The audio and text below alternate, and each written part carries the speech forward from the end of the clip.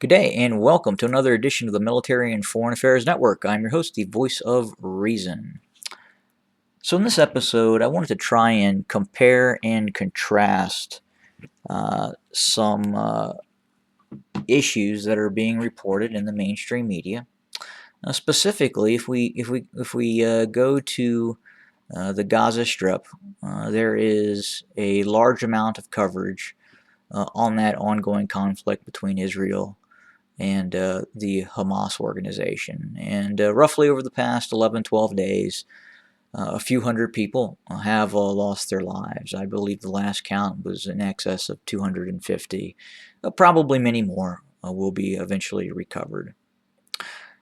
But if we head south from Israel and we look at what is occurring inside of the Tigray region, in all likelihood, there could be as many as 250 people starving to death per day inside of the Tigray region, and that does not include extrajudicial killings that could be occurring, and then obviously combatant casualties from the ongoing conflict caused by the invasion launched by the despotic regime of Eritrea under Isaias Afwerki and his co-minion, Abiy Ahmed.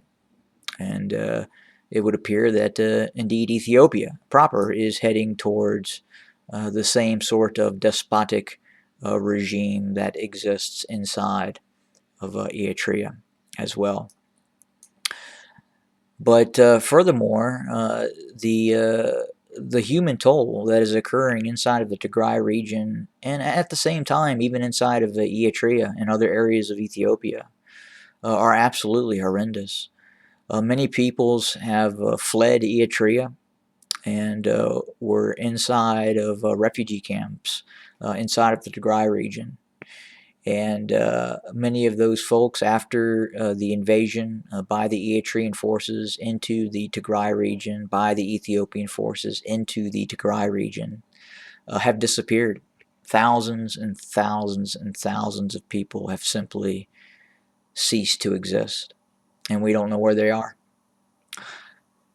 We do know that one of the strategies that is used by the despotic regime of Eritrea under Isaias Afwerki is to load people onto shipping containers and then bury those shipping containers someplace inside of the badlands of Eritrea, never to be found again.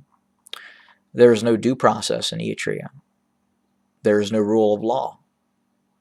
The only law that exists inside of Eritrea is the codified laws, well, let me back up, the uncodified laws that Isaias Afwerki dictates. There are no courts, there are no attorneys, there are no law schools, of any merit at least. Everything is simply controlled by Isaias Afwerki and those he delegates to rule the country. And that same methodology is now encroaching itself in Addis Ababa.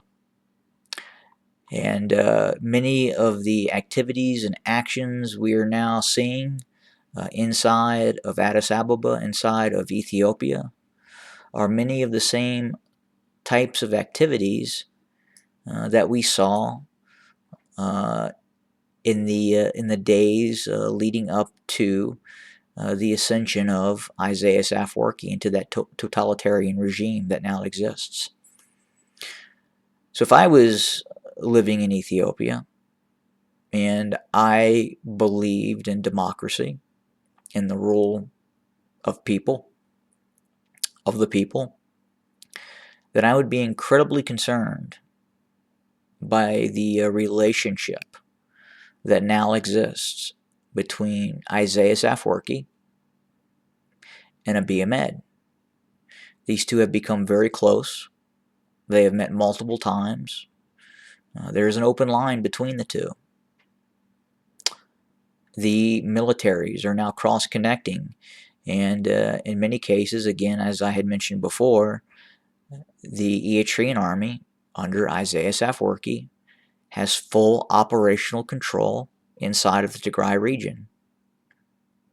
The Tigray region is supposed to be part of Ethiopia, and Eritrea is a separate state. But if you were to go to the Tigray region, especially northern Tigray, Shire, Axum, Adwa, Adagrat, you would see the Eritrean army in full force. Many of them are disguised in Ethiopian army uniforms now.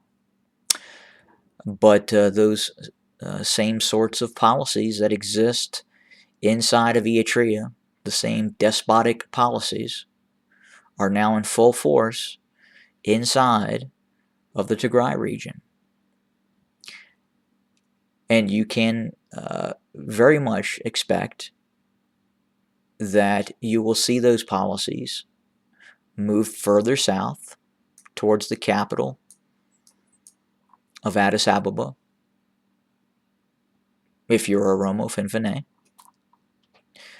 But I have no doubt that this relationship between Abiy Ahmed and Isaias Afwerki is proving to become toxic for Ethiopia. And you can see it now inside of the Tigray region by what is occurring. The human toll inside of the Tigray region far, far, far outweighs what has occurred inside of the Gaza Strip many, many times over. The issue at hand is it is simply not reported. You cannot get in there to report it. You cannot get into Eritrea to see these things that are occurring. Information has to be smuggled out in order to get this information. And it's the same way in other parts of Ethiopia. We should start to see that as well. Again, these two regimes are merging and becoming very much of the same. And we can expect conflict and human suffering to continue in the second most populous African nation. And it probably will not get any better anytime soon. Thanks, everybody. Have a great day.